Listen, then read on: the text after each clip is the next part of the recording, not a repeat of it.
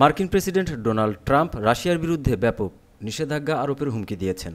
কয়েকদিন আগে ইউক্রেনকে সামরিক সহায়তা ও গোয়েন্দা তথ্য দেওয়া স্থগিত করার পর এবার রাশিয়াকে এমন হুমকি দিলেন তিনি।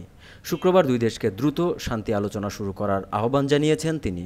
ব্রিটিশ বার্তা সংস্থা রয়টার্স এ তথ্য জানিয়েছে।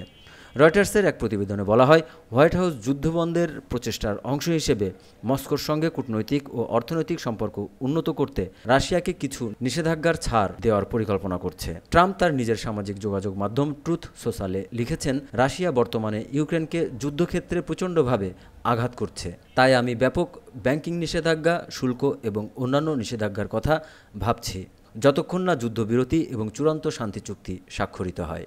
এদিকে ইউক্রেনের প্রেসিডেন্ট ভলোদিমির জেলেনস্কি বিমান ও নৌ অঞ্চলে যুদ্ধবিরতির আহ্বান জানিয়েছেন। তিনি বলেছেন, প্রকৃত শান্তি প্রতিষ্ঠার প্রথম পদক্ষেপ হওয়া উচিত এই যুদ্ধের একমাত্র সূত্র রাশিয়াকে হামলা বন্ধে বাধ্য করা। রাশিয়া ইতিমধ্যে 2022 সালের ফেব্রুয়ারিতে ইউক্রেন আক্রমণের পর যুক্তরাষ্ট্র ও মিত্রদের ব্যাপক নিষেধাজ্ঞার আওতায় রয়েছে।